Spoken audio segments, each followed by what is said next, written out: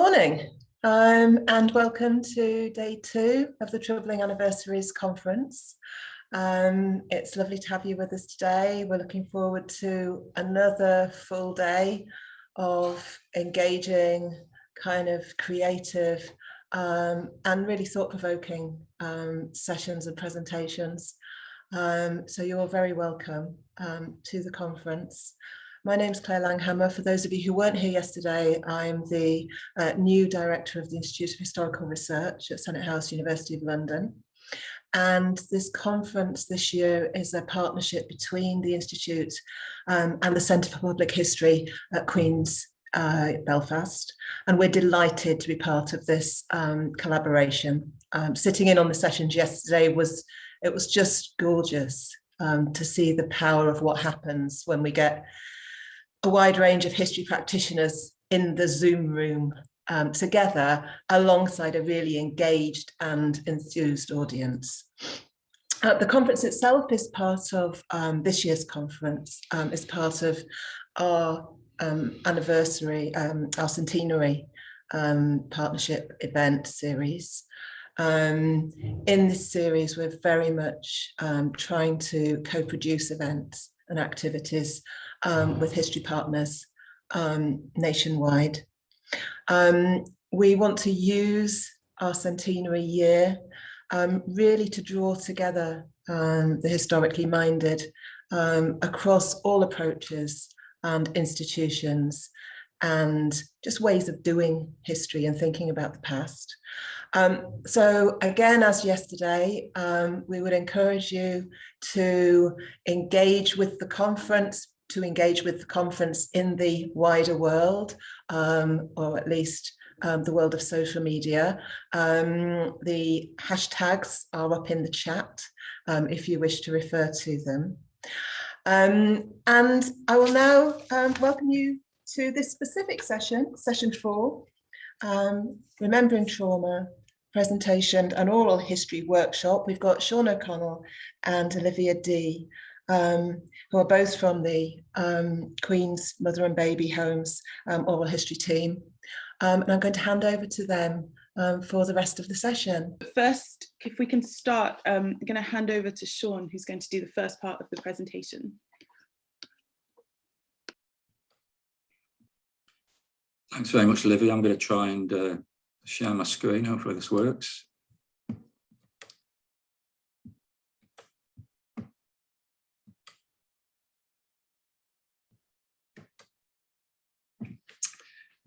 Okay, so I suppose just to say a little bit about where I maybe fit into the conference. I mean, the conference theme is troubling anniversaries. So you may, and most of the sessions are about literally, you know, centenaries or 50th anniversary, etc., particular historical events that have created controversies, I guess, or contested understandings of the historical past in various formats.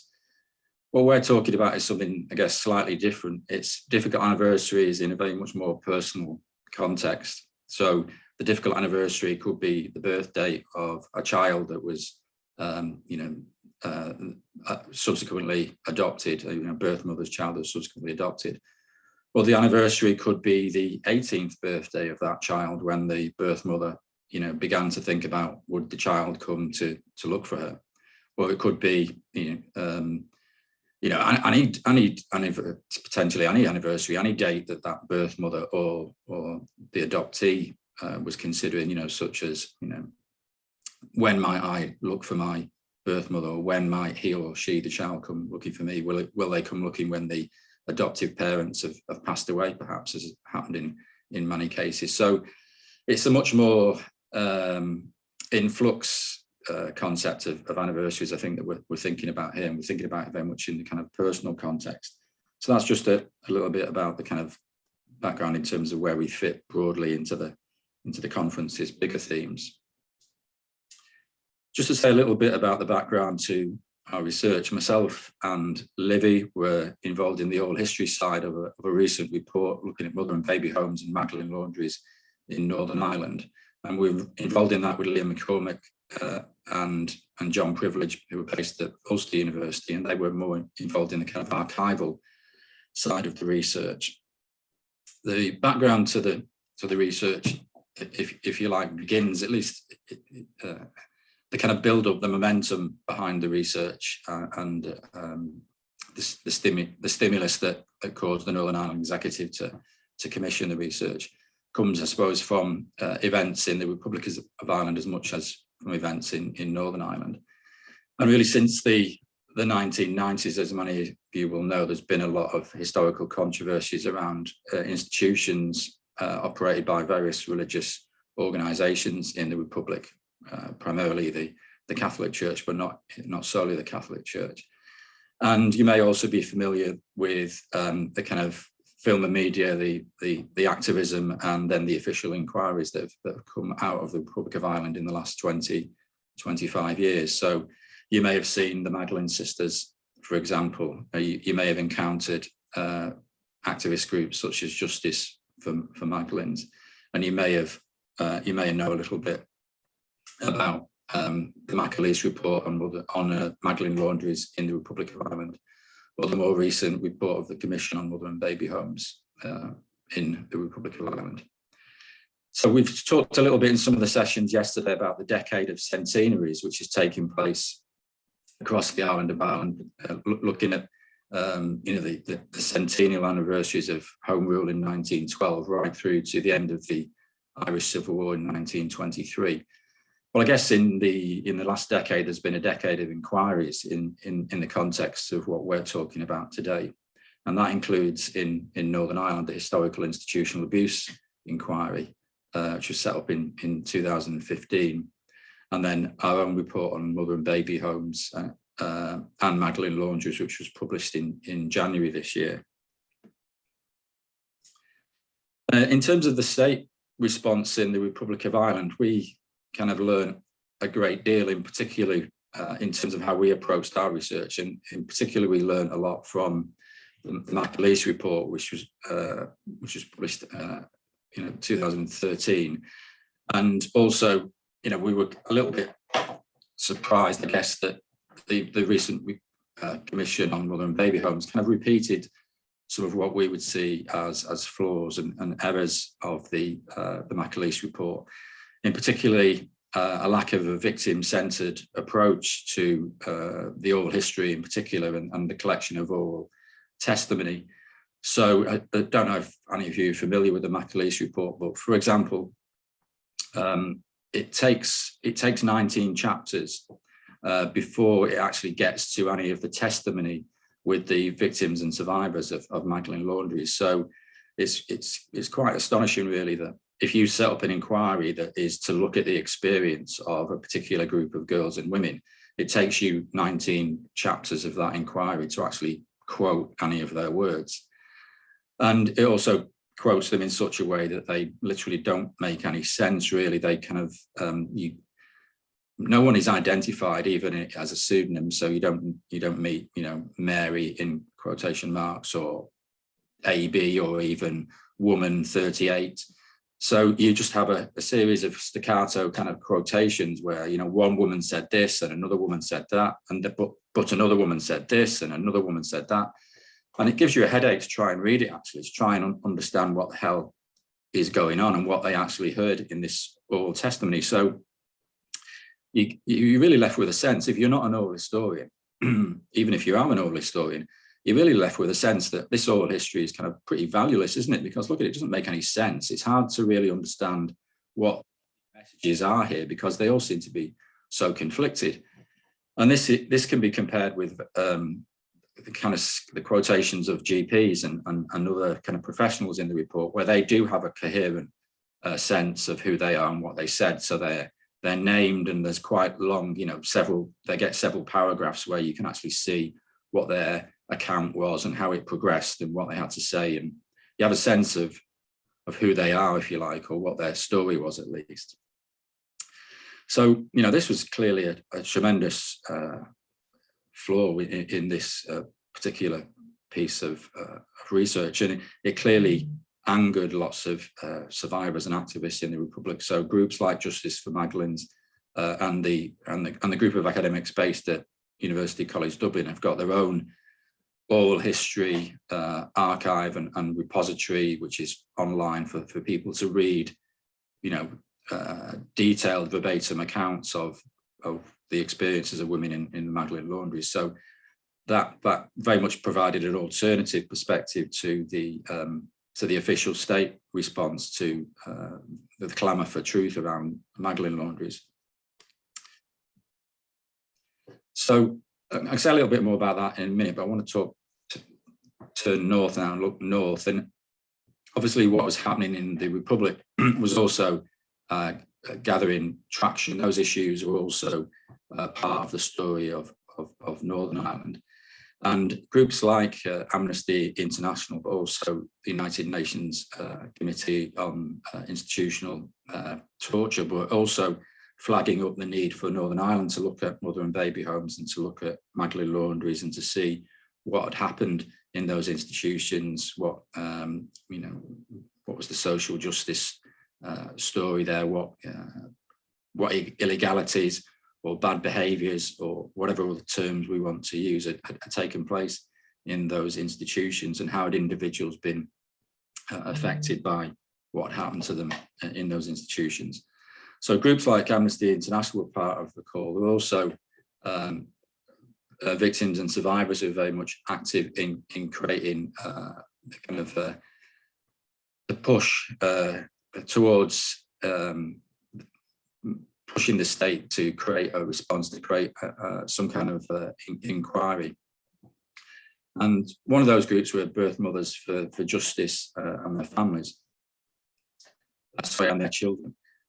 And we met them, we met representatives from that group on day one of our research. So we met the civil servants on day one, and we also met the victims and survivors on day one. And this was part of our commitment to write a victim and survivor centred and informed report for the Department of Health, who commissioned us to do this research. At that point in time, the Birth Mothers group were very sceptical about our position and where we were coming from. They were they hadn't got what they wanted, which was a public inquiry. Instead, they'd got 4 academics working on a non-statutory inquiry, which couldn't compel witnesses to speak to us, or couldn't compel institutions to give us their records, for example. So from their perspective, it was unsatisfactory. It was potentially, delaying the process, kicking the process into the long grass, so that we'd work on the report for 12 months, and then whatever would come from that may or may not produce a public inquiry. So they initially didn't work with us and didn't cooperate with us in terms of setting up, having discussions about how do you avoid the re-traumatization of victims, what kind of questions would they like to have seen us ask in the oral history interviews, for example, as well as of the archival material that we were looking at. So it probably took us a long time. Eventually we were working on the report and the oral histories for 15 months. So gradually, as I think, particularly as people were interviewed by Livy, who was absolutely brilliant oral historian on the project, and we're very lucky to secure Livy's services. I think, word began to circulate in the victim and survivor community that, we are being listened to. There is an empathetic use of oral history which is taking place here. We certainly, appreciate what we're hearing from Livy as the kind of main contact person there, and it was telling that as we came towards the end of the project, we were getting more and more interviewees coming through the door.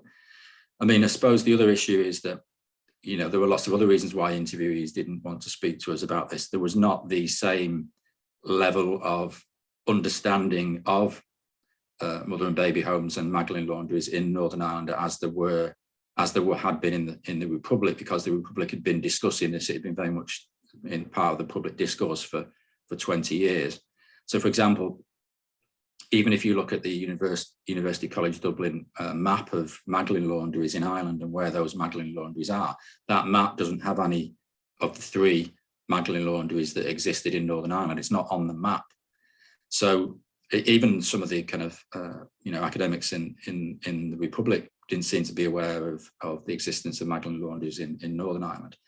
And it wasn't part of the discourse, and as I say, it was difficult maybe for individuals to come forward if they were not part of a victim and survivor community, for example.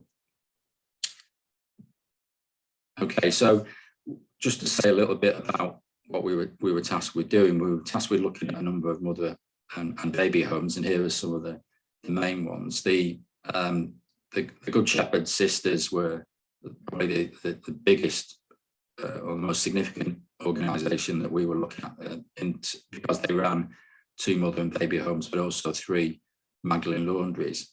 There was also Mater Dei, another Catholic mother and baby home, but there were also Protestant mother and baby homes, and that was interesting in itself. We got a lot of initially the interviewees were coming forward with accounts of their time in the Good Shepherd homes.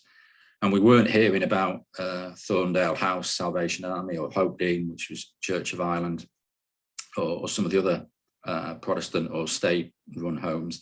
So we had to literally go out. It was a bit bizarre, in the context of Northern Ireland. You have to try and do these things, try and find which newspapers are Protestant women reading, okay, or which radio stations might they be listening to, and to literally go out and target local newspapers or local radio stations and say that there's a story here that's about Protestant birth mothers and about Protestant adoptees as well, and we need to hear it. And they began to come forward then. But what was interesting about that also is that they often talked about, my story is not like the Magdalen Sisters. It's not like that movie that I've seen, or this is not a story about a Tume style mother and baby home, which many of you presumably will know the story of Tume, where the remains of 800 babies and children have been found buried on the site of the Tume mother and baby home in County Galway. Extremely, probably the grimmest aspect of the mother and baby home history that's been slowly unpeeled over the last 10 to 20 years.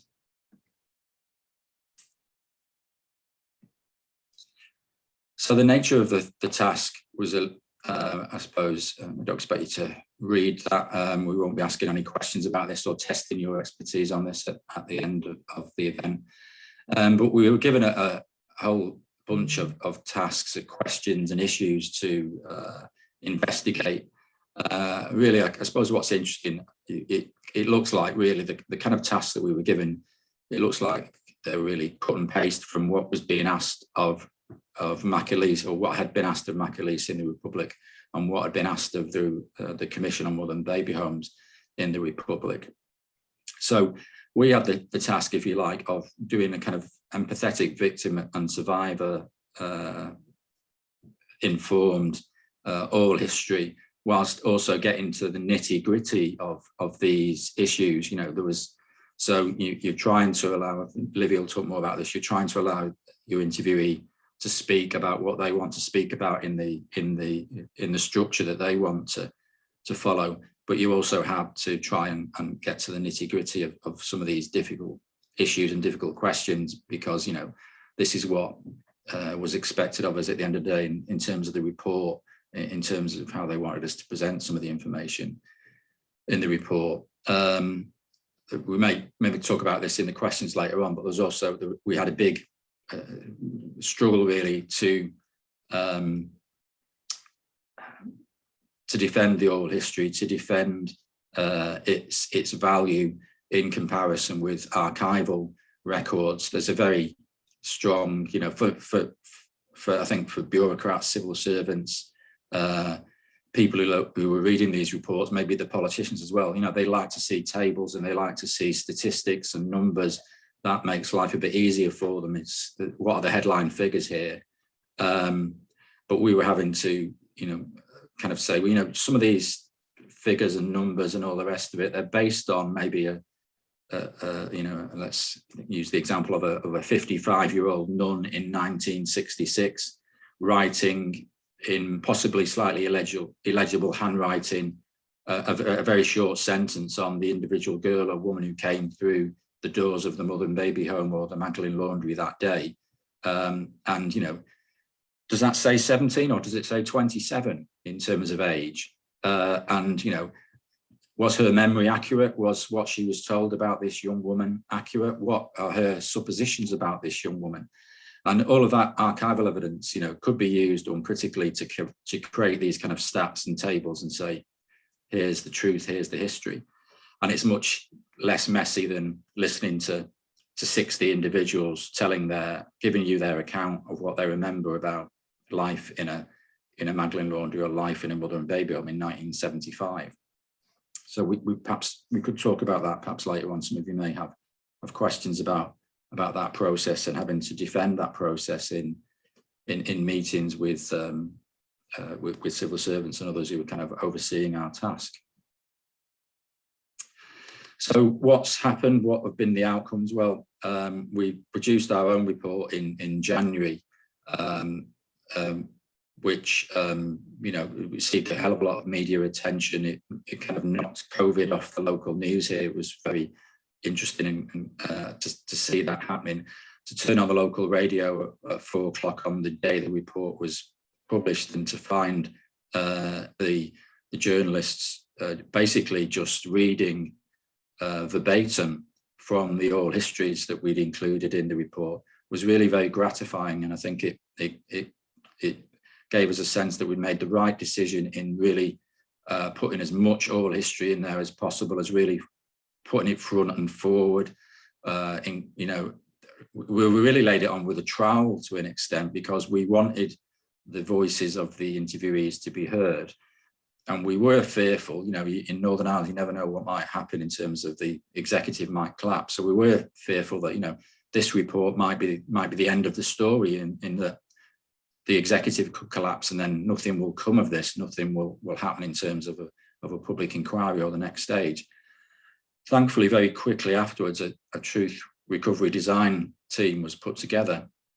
And some of you may know some of the members of that team, Maeve O'Rourke, who's a human rights lawyer from NUI Galway, and Phil Scraton, who's best known probably for his work around the Hillsborough Stadium disaster. And they, within the last few weeks, have published their own recommendations for the Northern Ireland Executive on how the public inquiry should take place, the format that it should follow. And it's a very radical set of proposals, one that I was certainly very happy to see. So we're now waiting to see what happens next in terms of that public inquiry.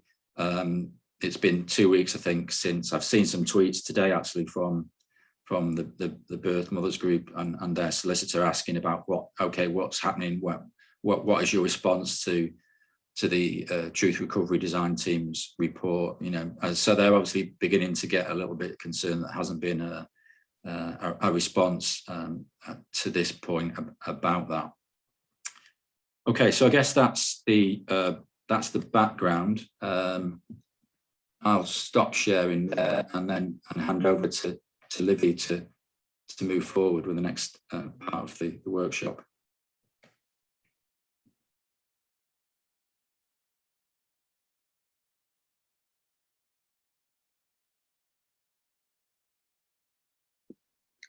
Oh, thank you, Sean. So in this section, I just wanted to talk a bit about the experience of being the oral historian on this project. Just a couple of warnings before I start. This talk does discuss abuse, sexual abuse, violence against women, and a kind of myriad of other issues, and it can get quite upsetting. Anyone in the report who's read the report will see that everyone's been given initials. Those are not in any way connected to the actual names of the people that we spoke to. So they're just sort of generated in order for us to have an identifier. I'd also want to emphasize that not everyone that we interviewed did experience trauma, but it was a very significant part of who we interviewed. And for the purposes of this paper, I just want to focus on that aspect. I'd also like to say that any extracts that I use in this presentation come directly from the report. So they, we had the consent to publish those extracts. So we haven't used anything from an interview that what people weren't happy to kind of share. And finally, this is not the definitive how to interview people in traumatic situations. And I just really want to emphasize that this is a reflection on our practice, and we're very willing to learn from it. And most of this has come from specifically the women I interviewed themselves, what it is that they taught me about interviewing on this subject. So I'm just going to kind of divide into a few sections of what I think doing oral history in traumatic circumstances, what we can learn, what we should be kind of putting into our practice. The first thing I sort of want to talk about is, hang on, there we are, is this concept of missing memories when we interview with trauma. Colloquially, I started referring to it as shuttering, but that's just a kind of concept that came to me while we were talking, because of how many people I spoke to described pulling blinds down or pulling shutters down on an experience that they'd had. So my position as an outsider was that I have not experienced this trauma, and that's really crucial to recognize in any interview. If you have not experienced what it is that you're talking about, then your position is an outsider, and you need to kind of make sure that you address that, and that you're not kind of dismissing it as unimportant. That relationship between insider and outsider is really important in oral histories. And this idea of shuttering really challenged my assumption of what people remember. So when dealing with trauma, I had assumed that the most traumatic part of a woman's story would be the parts that I would consider the most traumatic, when in fact, birth mothers often reached a point in the interview where they couldn't remember something. And it was at a point where I thought the memory would be most clear, where you would perhaps absorb every detail and expect that to be the forefront of their memory. What was really interesting is that all the narrators that we spoke to, they knew that something was missing. They knew that there was a memory. They knew that there was something there. They knew that the event had happened, but there was almost a protective subconscious decision to avoid the memory rather than discuss it. And it's not remembering, it's a conscious decision to not remember. And a key part of that was the moment when the baby was taken away. And that's the quotation that I have here was from an interviewee who we've called Elsie. And she said she was given a few days' notice of the impending adoption, and she decided to write a letter to her child, which she managed to get into the bag of clothes and toys that went with her child. But that was as far as she knew. She didn't know whether or not that would reach the child, once they could read. And she said, that was it. That was the hardest day of my life. I watched her walk away down this long corridor, and then I buried all those things right down again. And it's damaging because you can only suppress those emotions for so long. And another narrator explained that a friend had warned her prior to coming to interview with me that she would probably have to talk about how she felt leaving her baby in the children's home. And she realized that she had absolutely no memory of that, only that had happened. But she didn't want to push herself to remember that. And she said, even if we sat there for hours, she would never remember that. Another example was BC, who we spoke to really early on in the project. And she said that she remembered sitting with her sister in the hospital after her baby was born. And once everyone had left, her sister had suggested that she keep the baby. And she said that she knew that wasn't an option, that there was no support system, no network for her to do that. And she said, I remember very clearly, I was absolutely hysterical. I remember swallowing and thinking, this is just too painful.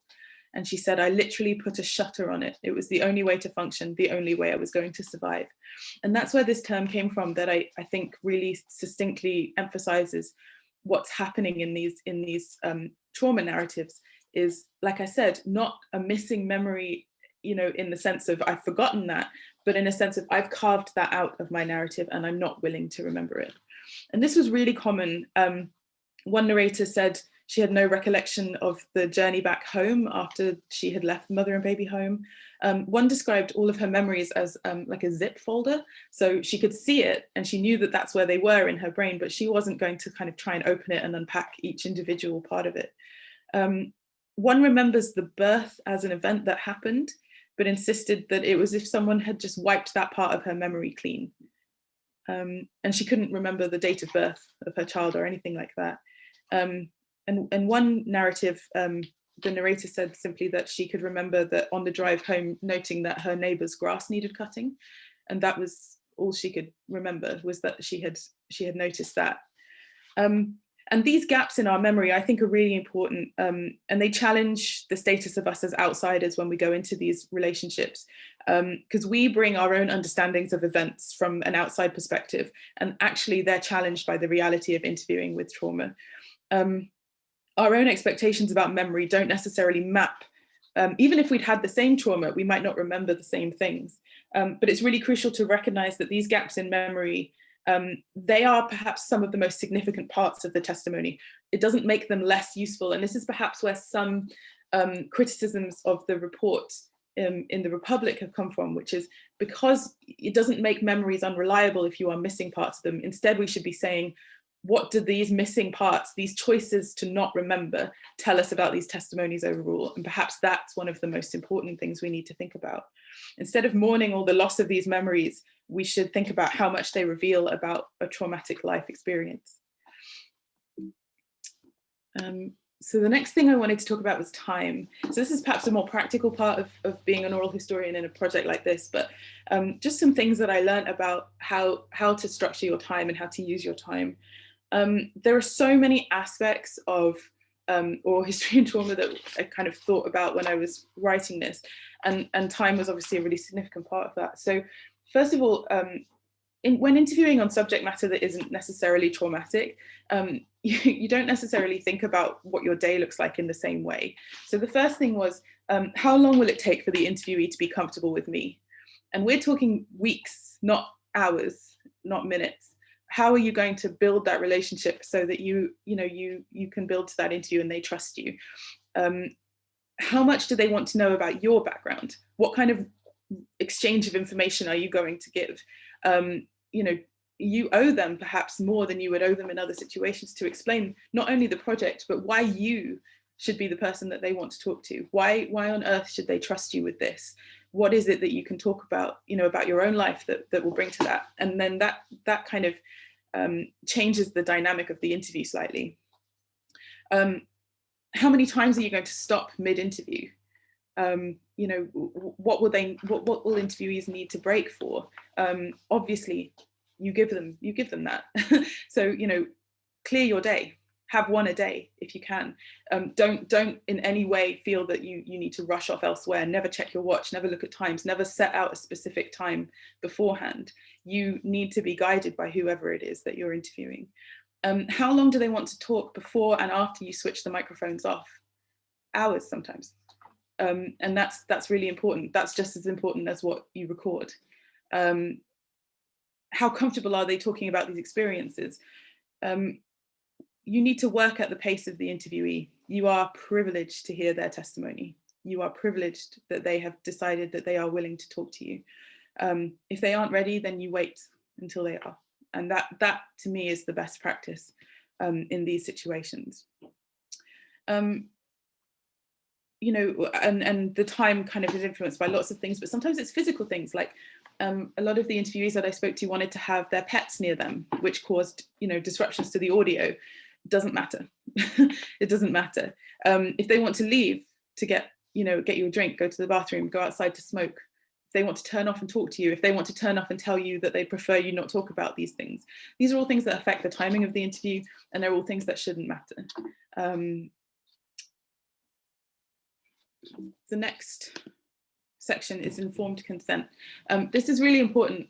Consent as a concept in oral history is really important, but we need to be thinking past that into informed consent. And that can take many forms. So the first one obviously is a comprehensive consent form, and change that for every project that you work on. There is no one consent form that works perfectly for every project. And if you recycle them, you'll tend to miss things that are vitally important. Differentiate between the audio and the transcript in these consent forms. How are you going to use audio? How are you going to use transcripts? Some people might be very, very comfortable having their transcript used, but will not be comfortable using their audio, and that's crucial. Those are two entirely different source materials, and we need to think about, making it clear how we plan to use both of those. Check in after the interview consistently. And don't assume that because someone seems okay, they don't want access to further help. Now the executive has set up the VSS, Victim Support Network, that the people we spoke to can have a direct line to someone that can help them immediately. And we should never assume that just because someone seems okay, they don't want that. Send it anyway. And that's really crucial, and check in weeks, months afterwards. Also, transcript review. Offer the chance for them to read their transcript and take out whatever it is that they might not like. There might be things that they've said at the time that they don't think are relevant, or that they don't think should be included. And when you're dealing with privileged narratives and traumatic narratives, where someone has really fought to be able to tell you something, then the control should be with them. And sometimes I think in oral history, there are, we have this attitude that once we've given a transcript to someone, we've changed the source material. So I think that's irrelevant when it comes to trauma narratives. We are putting, the agency needs to be with the person whose story it is. So offer them a transcript review, offer them 10 transcript reviews. That's the way that we need to kind of get their narratives forward. And finally, understand how they may have been let down previously and learn from it. So for example, lots of the women that I met with, we were discussing unmarried pregnancy in a time where stigma around this has diminished. It's not gone, but it's diminished. As women in their 40s, 50s, 60s, 70s, it was really important to recognize that their experience and their reflections on it were two distinctly different time periods and all the time in between. So, they're still dealing with these narratives of shame around their pregnancies. And so it's really important to kind of recognize that, I shouldn't dismiss that just because it's not a narrative that I'm used to. I shouldn't just say, oh, no one feels that way anymore. In fact, listen to the narratives that they're giving and explain, the time period in which they were created. And listen, if they've been let down by people not listening appropriately before, try and change your behavior. Finally, I just wanted to talk about this concept of adapting. It's really hard to know what the title should have been for this one. I kind of struggled with it slightly because I'm trying to kind of think about the best way to phrase what it is that I'm trying to say. But basically, sometimes, especially when you begin in oral history, there's this concept that you must have a list of questions and you must stick to those questions. And it's almost like a questionnaire. And often we use that as a crutch if we're nervous or we're not sure how the interview is going to go. When dealing with trauma narratives, I think the most important thing you can do is be flexible and leave your list of questions if that's necessary. Obviously, because we were working for the government, there was, there were areas that we wanted to understand more. But in many cases, it was really clear that there were lots of things that narrators didn't know that they were going to talk about at the beginning and then wanted to continue. And the worst thing we could have done was then divert away from that because it didn't fit with what we wanted to talk about. So for example, the discussions of sexual abuse and familial abuse were quite shocking. And a lot of the time narrators will sort of say, oh, this isn't really relevant, is it? And that was really important for us to shut that kind of thought down. It doesn't matter what you think, we want to hear. What is it that you specifically want to talk about? And how does this interlink with your experience in the mother and baby institutions? And I think that helped me kind of learn a lot as an oral historian to let go of those semi-structured interview questions when it was necessary, react to the interview as it happened. As I've said before, one interview per day so that you have the time to follow those narratives and that you're not necessarily kind of pushed for time or rushing off anywhere when someone might be explaining something that they've never actually spoken about before. The other thing as well is don't be afraid of using material objects as story, of allowing your interviewees to show you things, even though you're aware that you're on audio. Some of the most kind of gratifying things were when people said, oh, let me show you this. And obviously, because we were on audio, there was this concern that it wasn't going to, but you can always go back and fix that through footnotes, through, you can explain kind of on the tape what it is that you're looking at. And I think those things are really important. So for example, one narrator showed me the rings that she had bought herself as a sort of form of self-care. And she told me that she couldn't wait to show them to her birth daughter when they were finally reunited, and that she had one to represent all of her children. Another one said, oh, let me show you a photo of my son. We look really similar, and she wanted to show me the facial similarities and all of that. And finally, one woman still had the baby clothes that she had sewn the initials of her child in. And she'd never met her baby 50 years later, but she still kept them because she felt that that was something she could show them if she ever did meet them. Those things don't show up on audio, but the way that they talk about them does, and that's crucial. So in conclusion, these were kind of the things I wanted to bring up in the workshop. These interviews differ a lot from other types of interview because of the serious and very private nature of the conversation, the way that we're a stranger, an outsider, but also being privileged with information that the people may never have spoken about before. You have to build trust, you have to build empathy, you have to move away from the more formal situation where you're an interviewer and an interviewee, instead think about the other relevant kind of how to build a relationship where someone can trust you and then maintain that trust once you've switched the tapes off. That trust doesn't go away simply because you now have what it is that you came for. You need to keep working to ensure that they still have that trust, and it's ongoing informed consent.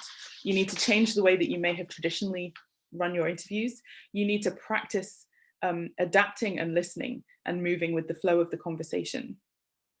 And finally, I just want to say that these being allowed to collect these oral histories was a huge privilege. I am so lucky that these women chose and felt they could speak with me. And I want to just thank every single woman who came forward and gave the story. And as oral historians, we should never, ever take that confidence lightly. If they have that trust in you and you've built that relationship, then you are privileged. And we need to think about, how best to continue reflecting that in our practice. While everyone was in the breakout rooms, I have just compiled,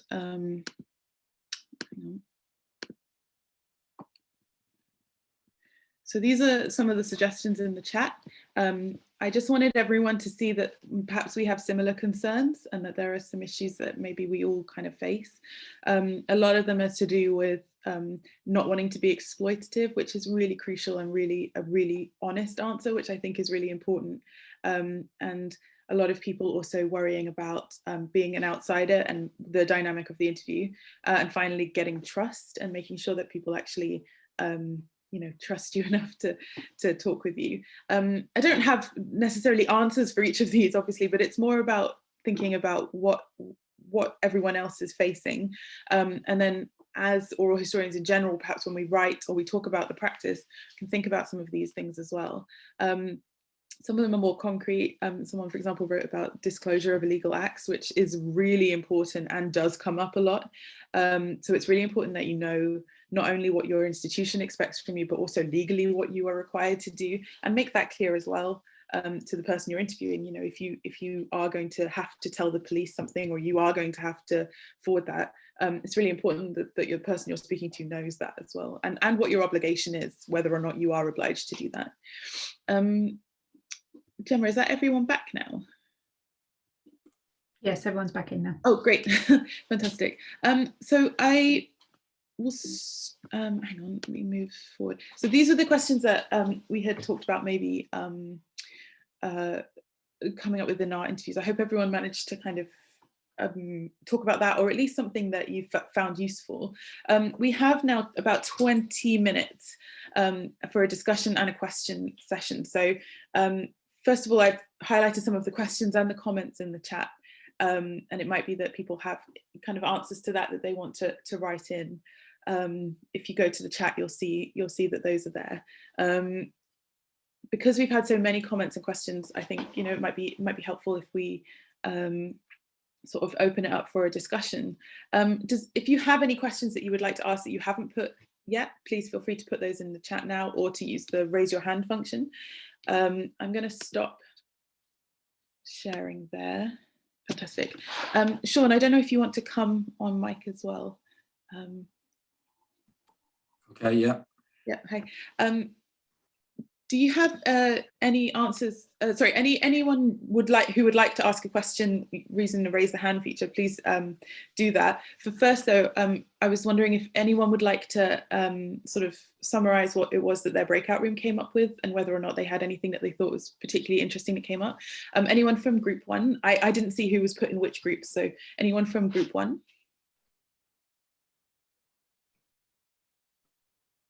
I think I was in group one, but probably somebody else should summarize rather than me, I think, from that group. Fantastic. Anybody else? Maybe it would be more useful then if we did do the questions that we had spoken to, just that we had mentioned before, if people feel less confident about discussing what was happening in the groups. First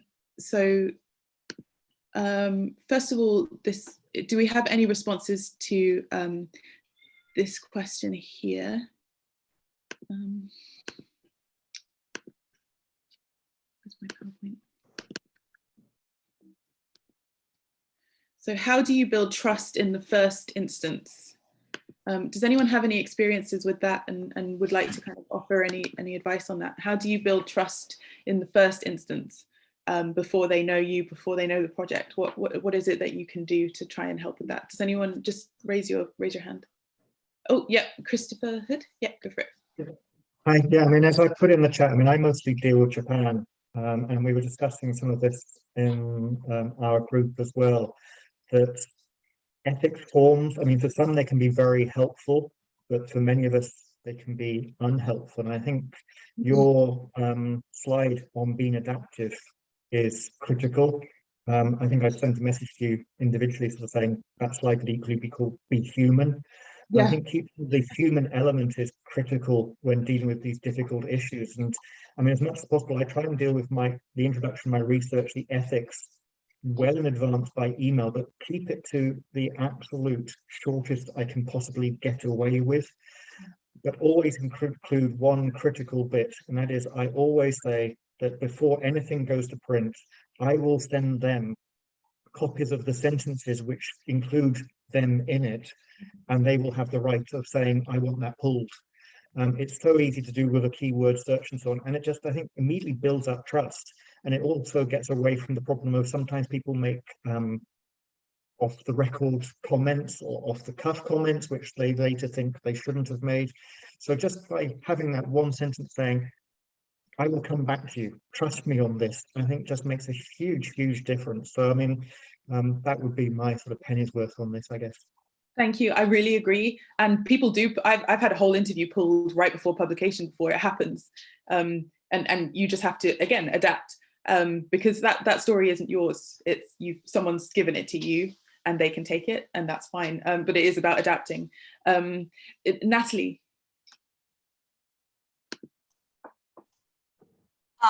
I was wondering, I might require interviews with people who have been part of an activist movement that has been contested, specifically the neurodivergency movement. And I was wondering, well, considering the stakes, if I should debrief them on the position that I will have to probably bring up the fact that there is contesting due to who is represented by the movement, and coming from the position that I am personally a supporter of the movement and understand kind of understand that where it's coming from and agree with the principles when it comes to advocacy of people who are considered neurodivergent by many as someone on the autism spectrum. Should I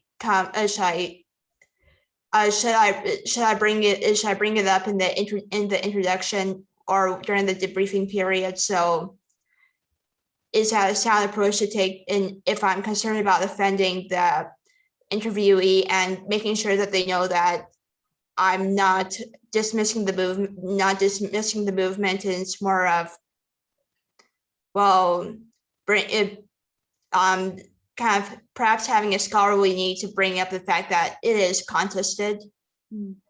And having to write in an objective manner when it comes to the paper itself. And but I think I'm making sure that I personally come from a far from antagonistic approach position towards the movement, especially if there are activists who have been involved in the movement for perhaps about 20 years. Yeah. That's a really interesting question, and I think it applies to lots of the things that we look at, and I'm sure other people would want to answer on that. In terms of our research, we had to explain, that we were taking an approach where we were also interviewing people that could be considered as antagonists, or people that was part of our role. And that was how we wanted to get a fuller picture of what had happened. That didn't mean that we didn't have subliminal bias, or that we didn't find ourselves obviously kind of empathizing with certain people, and obviously it was easier for us because our position was as outsiders. It sounds like you'd have a really interesting position, but I don't think that explaining your personal perspective takes away from the integrity in any way. Sean, do you have any thoughts on that?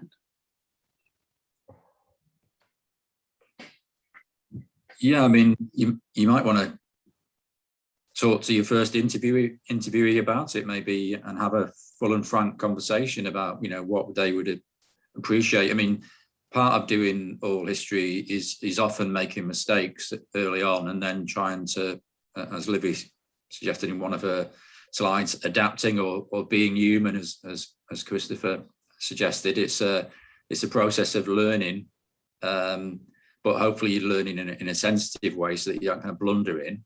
But you start off by explaining, this is where I'm coming from, this is my interest in this project, and that presumably then provides you with a space to talk about your position as an activist, or your support for particular positions, or lack of support. I mean, in terms of our, every project is different. Ours was a little bit different in the way that we organised the interviewing. I interviewed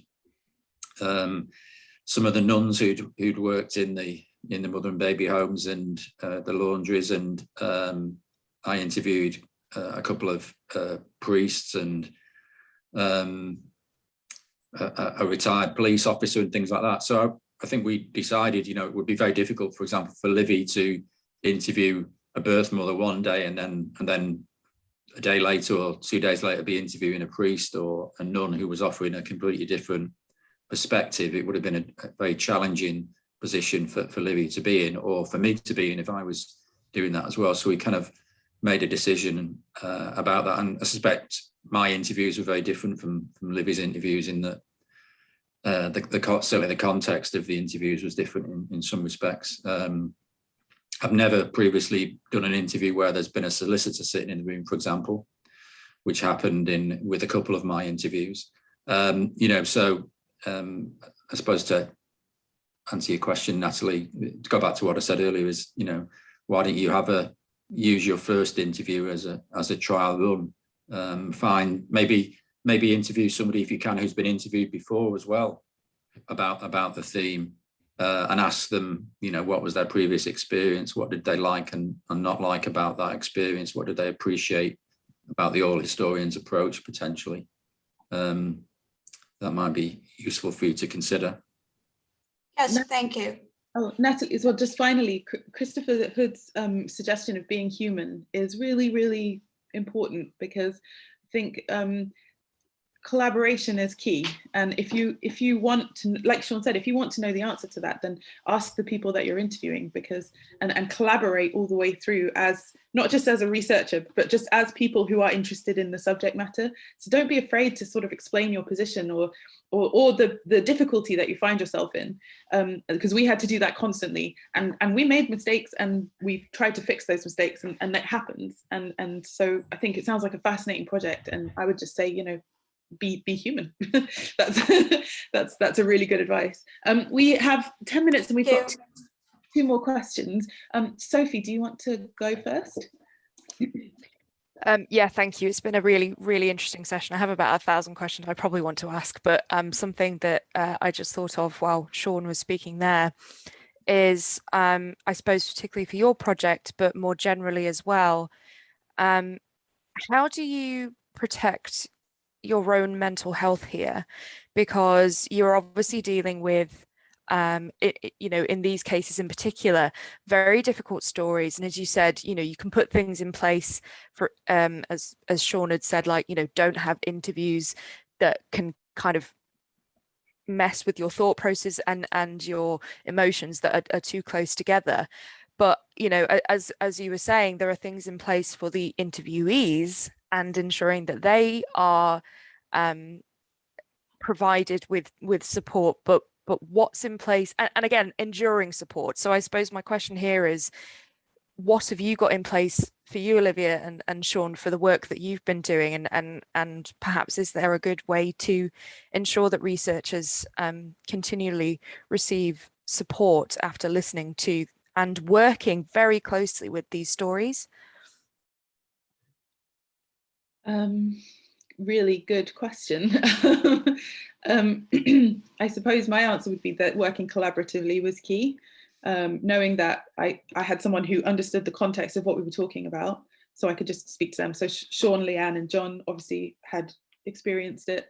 I think also actually working collaboratively with the women I interviewed was the most important thing. I think obviously there is a feeling of the trauma that you're talking about has been so severe that you kind of think any reaction I have to this is secondary, and that's really easy to do, and to a certain extent accurate. But I think you know, speaking and not being afraid to, as we were talking earlier, not being afraid to show that emotion and saying, wow, your story's really moved me, I'm actually very emotional about this. There was no sense in just holding back and being stone-faced, especially some of the later testimonies that came forward when women finally felt brave enough to kind of talk and haven't felt that way before. Those are some of the most traumatic and emotional stories I've ever heard. So you just show that emotion, there's no problem with that, and collaborate with them, you know, say, look, here's what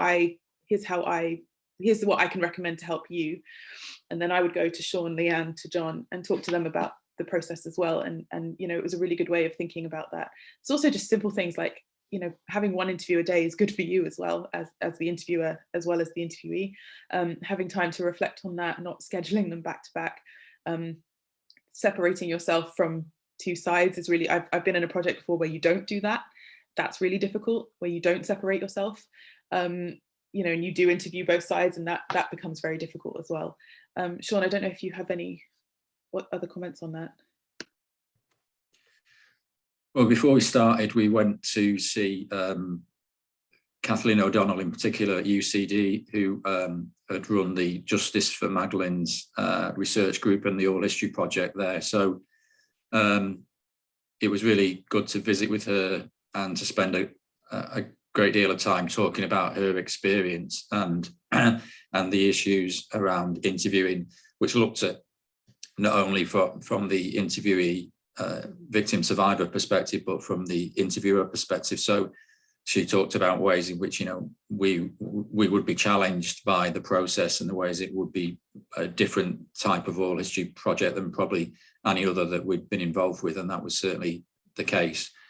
So she gave very good advice, you know, on the kind of, in another context, it'd be called canteen culture, where, you know, there's a canteen debrief where you're having a cup of coffee and you're discussing a particular interview, or, you know, discussing with Livy something that may have come up, or the stresses and strains, and particularly, you know, towards the end of the project where Livy was sometimes doing quite a lot of interviews in quite quick succession. That was a very stressful time for her, I think, you know, so it was important to try and find time, if we could, to meet and have a coffee and talk about any issues that had arisen and any problems for her psychologically. There's quite a big oral history literature on this now, which has developed over the last few years. In particular, there's an article by Erin Jesse in particular in Oral History Review from about 2019, I think, which thinks about a lot of these issues, vicarious trauma, traumatization, and these kind of issues, you know. So that would be what I would add to what Olivia said. Thank you. Thank you for the question. I think we have time for one more, and luckily we've only got one person with their hand up, so that works. Dominic, do you want to? Yeah, thank you, Livy and Sean, and you and your colleagues, I think, have done an amazing job around this stuff. And if you see the difficulties that people working on similar sorts of projects have got into, it says something about your abilities to navigate all of this are really to be applauded. The question I had, which came out a bit out of the group session that we had, was really about the use of terminology. And now probably isn't the right time to go into it, Livy, but I'm not at all convinced that missing memories is a category that works. All right, but because you then getting into a lot of things about what memory is. However, I completely accept that sometimes when you're, as an academic, you're producing something for the public, you have to find categories which you know are complicated, all right, but are the best you can do in bringing the debate forward. So I'm not necessarily saying, the word that I'm probably even more uncomfortable with is trauma, because you describe people, and I wonder if you have thoughts on this.